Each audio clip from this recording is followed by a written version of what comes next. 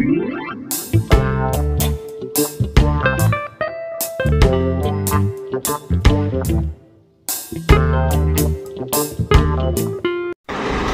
guys, hello everyone.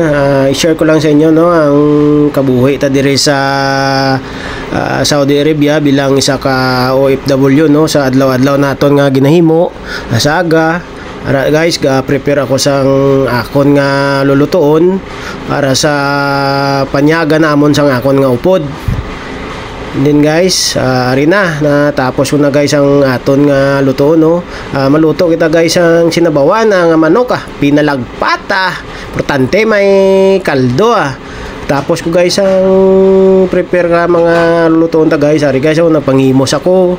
Nagpamutang ko sang mga karaha da kag kaldero dito sa idalom sang burutangan sang mga lulutuan Pagkatapos yun na guys no, panghugas ako kag pang-arrange ang mga mga pinggan, mga baso kay gagutok na gid kay ang iba namon nga upod abi aga pa sila ga duty. So ako kada bugtaw ko mo nang ginaobra ko, ginapanghimos ko gid ina para nga bisan paano may pasalamatan man sila sa aton nga ginahatag nga effort sa pang ninlo kag panghugas ka mga pinggan ay mga malwan man sila guys kaysa may ginatag man sila nga pagkaon para sa aton di makatipid pa kita sa aton nga budget.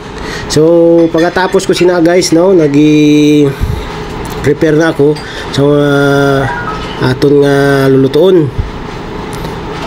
So are na guys, butang na ako sang aton nga lutuan magisa-gisa na ko guys are na guys.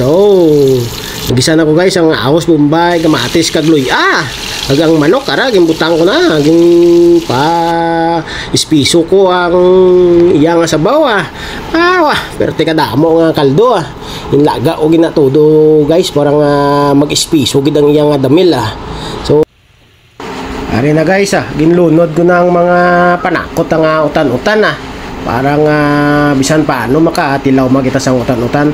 So ari na guys, na luto ng aton nga sinabawan nga manok masabaw para bata gwapo magdako rito bado.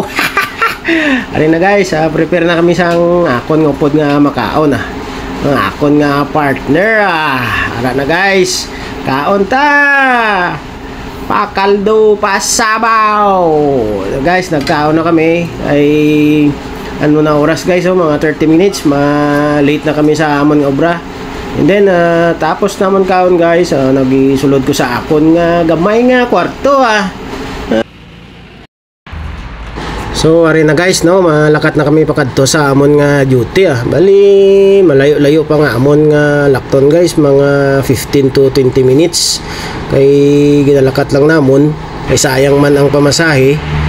So galakat na lang kami guys ara guys bali ang amon nga accommodation sa tubang sang bus station guys So guys lakat na kami sa amon nga trabaho. See you